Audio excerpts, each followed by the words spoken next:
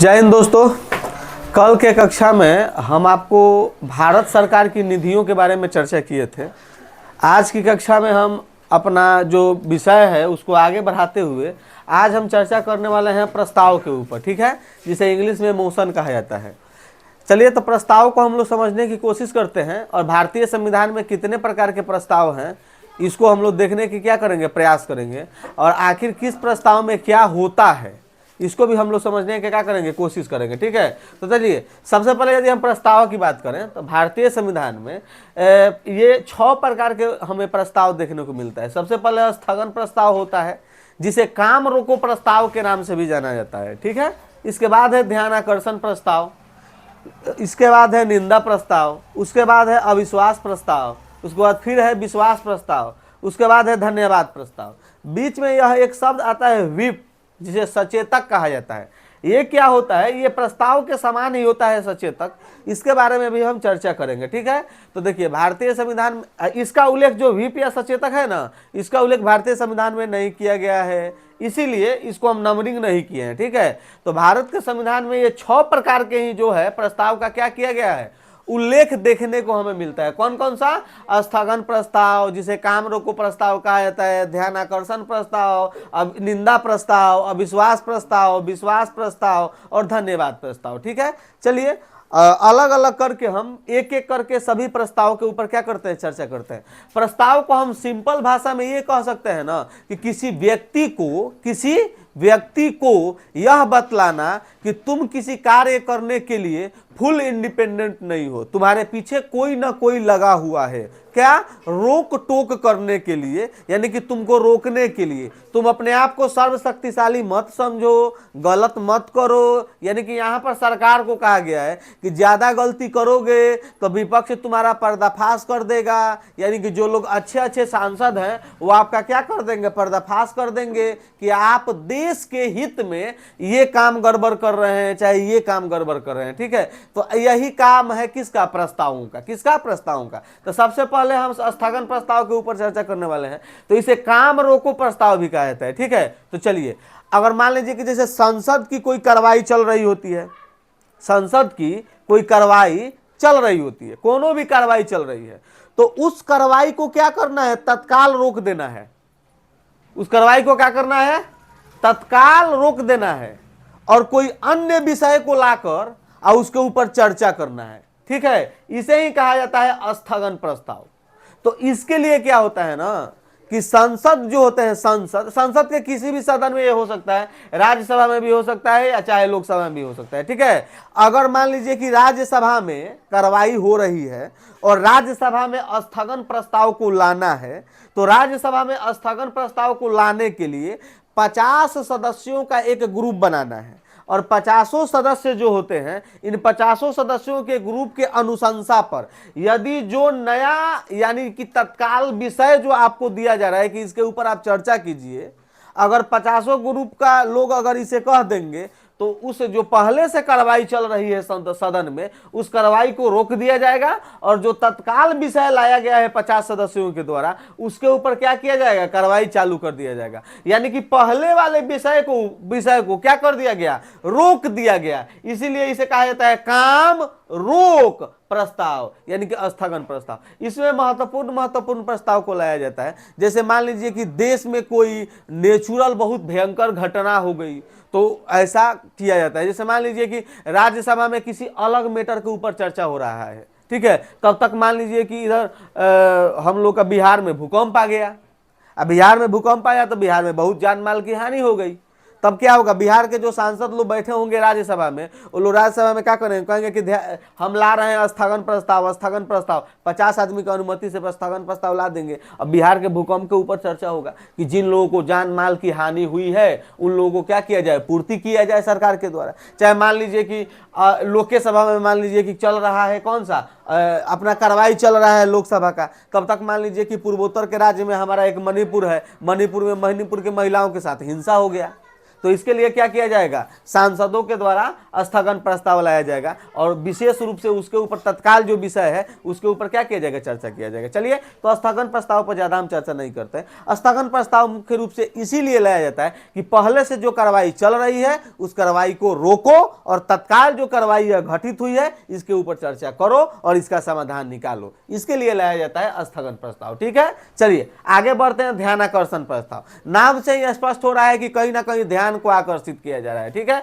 अब किसके ध्यान को आकर्षित किया जा रहा है, तो ध्यान दीजिएगा, जो सरकार के मंत्री लोग हैं उनके ध्यान को आकर्षित किया जाता है ध्यानाकर्षण प्रस्ताव के तहत। ठीक है ना। अब ध्यानाकर्षण प्रस्ताव के तहत अगर हम ध्यान आकर्षित कर रहे हैं तो आपको कोई ना कोई हम विषय देंगे ना, कोई ना कोई तो मुद्दा देंगे कि आप इस काम को छोड़ो और इस काम के प्रति अपना ध्यान आकर्षित करो। कोनो दिक्कत समझने में? तो जो सरकार के मंत्री लोग होते हैं उनके ध्यान को आकर्षित करने के लिए किसी विशेष मुद्दा के ऊपर, ठीक है, सरकार के जो मंत्री लोग हैं उनके ध्यान को आकर्षित करने के लिए किसी विशेष मुद्दा जो कि तत्कालिक हो, माने अचानक हुई है, यानी कि तत्कालिक विषय के ऊपर सरकार के मंत्री के ध्यान को आकर्षित करने के लिए ध्यानाकर्षण प्रस्ताव को लाया जाता है। ठीक है, और यह जो प्रावधान है 1954 ईस्वी से क्या हुआ, शुरू हुआ था। कब से शुरू हुआ था? 1954 से यह ध्यानाकर्षण प्रस्ताव के जो प्रावधान है इसको भारतीय संविधान में शुरू किया गया था। चलिए, तो यह है ध्यानाकर्षण प्रस्ताव। ध्यानाकर्षण प्रस्ताव मुख्य रूप से मंत्री के लिए होता है कि मंत्री जी आप जौन भी विभाग के मंत्री हो उस विभाग का काम कीजिए, लेकिन उसी विभाग से जुड़े हुए ये घटना भी घटित हो गई है तत्काल में, तो इसके ऊपर आप क्या कीजिए, थोड़ा एक्शन लीजिए तेजी से उन कार्यों को छोड़कर। जैसे हमारे रेल मंत्री हो गए, तो जैसे रेल हादसा हो जाता है कहीं पर तो कौन सा प्रस्ताव लाया जाता है, ध्यानाकर्षण प्रस्ताव। ध्यानाकर्षण प्रस्ताव के तहत रेल मंत्री जो हमारे हैं उनको कहा जाता है कि मंत्री जी तो ये रेल हादसा काहे हो गया है, इसके ऊपर थोड़ा ध्यान दीजिए। एक मिनट,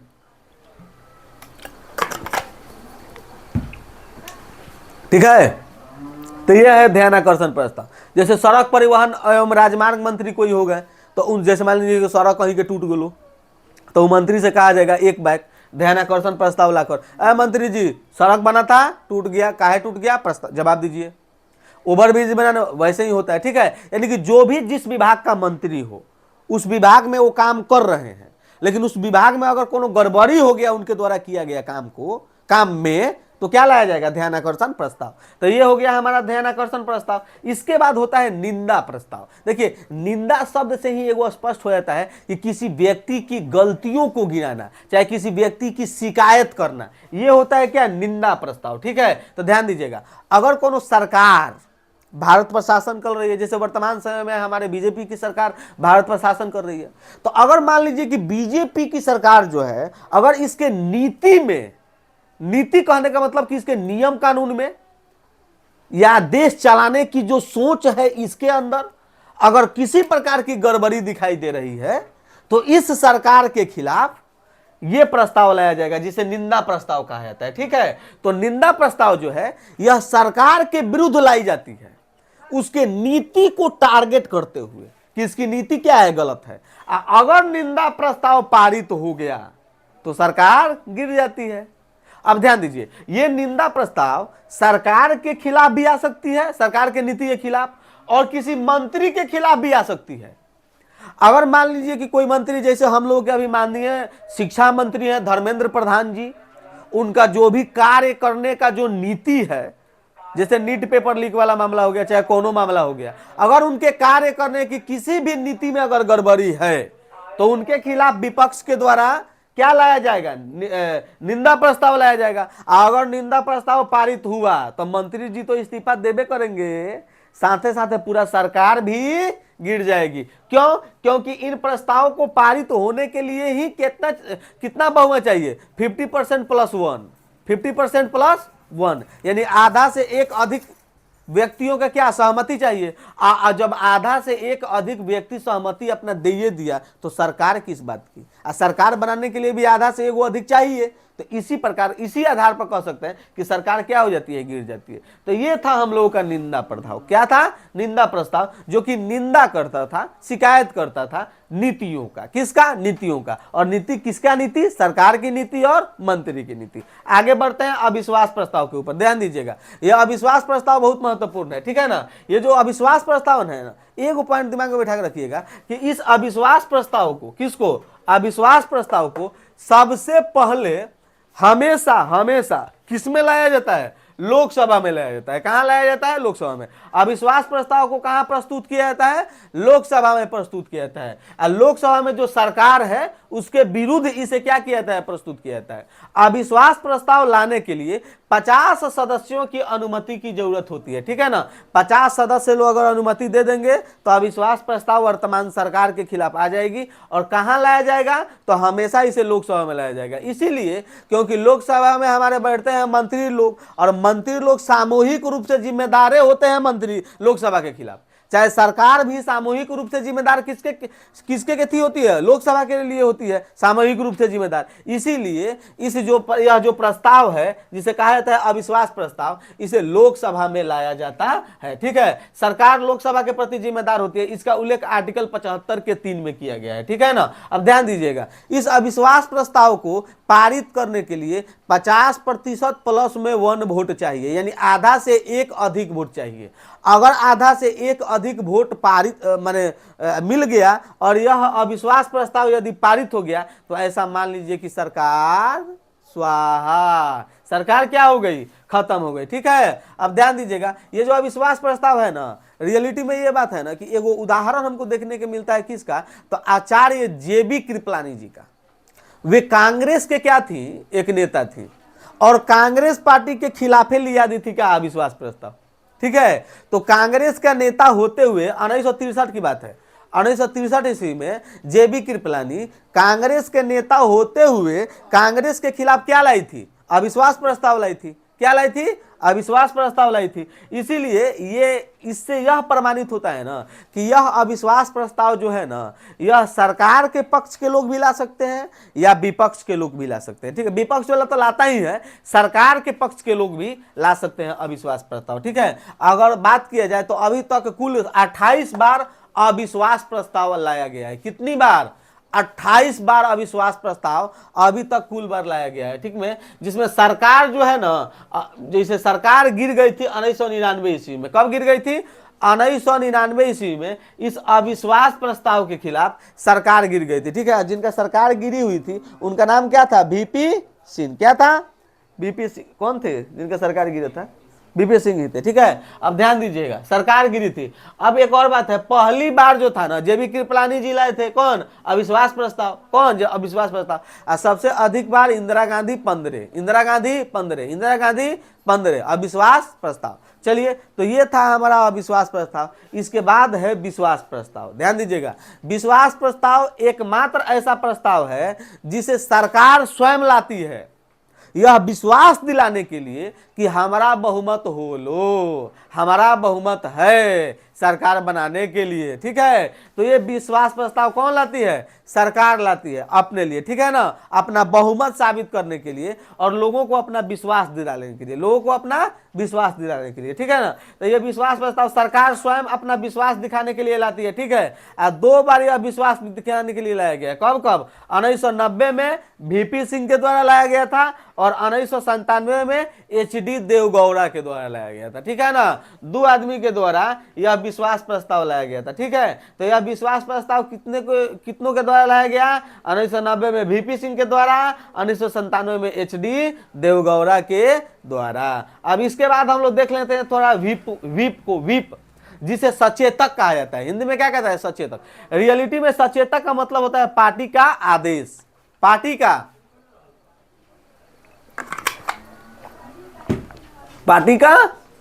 आदेश, इसे ही क्या कहा जाता है? व्हिप कहा जाता है, ठीक है। तो पार्टी का आदेश, इसको क्या करना है? कोई पार्टी जो है, कोई भी पार्टी, बीजेपी की पार्टी हो गई चाहे कांग्रेस की पार्टी हो गई, वे क्या करेंगी? आदेश देगी, ठीक है ना। उसे ही क्या कहा जाता है? व्हिप कहा जाता है, ठीक है। यह एक राजनीतिक दल का क्या होता है? आदेश होता है। राजनीतिक दल का क्या होता है जी? आदेश होता है। राजनीतिक दल का क्या होता है? आदेश होता है। क्या होता है?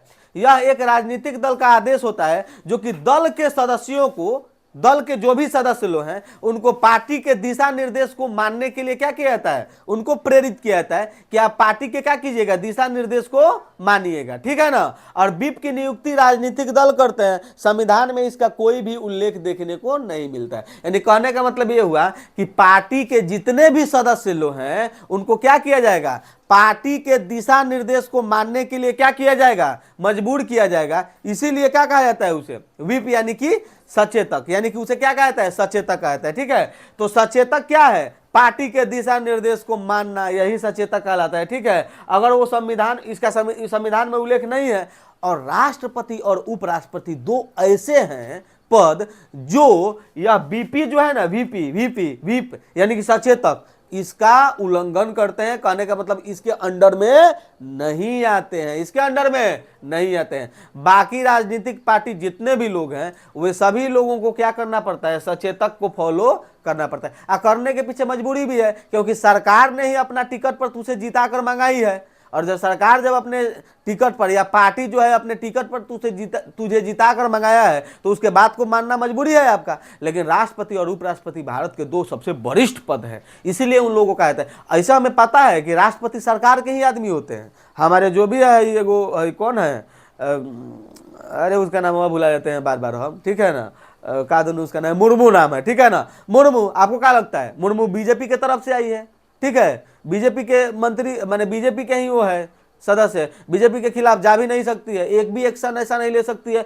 जो उसके पक्ष में हो। लेकिन क्या किया जाए, चलिए जय जय आगे बढ़े। तो ये है हम लोग का व्हिप या सचेतक। इसके बाद होता है धन्यवाद प्रस्ताव। देखिए ये जो धन्यवाद प्रस्ताव है ना, ये राष्ट्रपति जो होते हैं, जितना भी नवनिर्वाचित लोग, नवनिर्वाचित जो हम लोगों का सरकार है ना, उस नवनिर्वाचित सरकार की पहली बैठक में राष्ट्रपति क्या करते हैं, एगो सादा पेज लेके आते हैं, ठीक है। और उस सादा पेज में कुछ लिखा रहता है। कौन लिख के रखता है, मंत्रिपरिषद। कौन लिख कर रखता है, मंत्रिपरिषद। अब मंत्रिपरिषदों में सादा पेजवा में कुछ कुछ लिख देता है कि मैं हई हूँ, मैं हूँ, मेरे सरकार के द्वारा ये काम किया गया, मेरे सरकार के द्वारा ये काम किया गया। ये पूरा सरकार का ब्यौरा प्रस्तुत करती है कौन, राष्ट्रपति आके, ठीक है, पहली बैठक में। इसे ही कहा जाता है धन्यवाद प्रस्ताव। क्या कहता है, धन्यवाद प्रस्ताव। तो इसमें क्या होता है, नवनिर्वाचित। एक और बात है, ये जो धन्यवाद प्रस्ताव है ना, ये हर साल लाया जाता है। हर साल, साल के जो पहला बैठक होता है जिसे बजट कहा जाता है, क्या जाता है, बजट, उसमें इसको लाया जाता है। किसको, धन्यवाद प्रस्ताव को। किसको, धन्यवाद प्रस्ताव को, ठीक है ना। तो बजट सत्र में इसको प्रस्तुत किया जाता है हर एक का। तो ठीक है, आज के कक्षा में बाबू लोग हम आप लोगों को समझाने का प्रयास किए थे प्रस्ताव के बारे में, जो कि भारतीय संविधान में उल्लेखित था। और हर एक प्रस्ताव का हम एक ही केंद्र बिंदु देखे हैं कि ये क्या है, सरकार को क्या कर रही है, सूचित कर रही है यह प्रस्ताव कि आप क्या कीजिए, सही तरीके से काम कीजिए, ठीक है। तो चलिए मिलते हैं फिर नेक्स्ट वीडियो में। जय हिंद।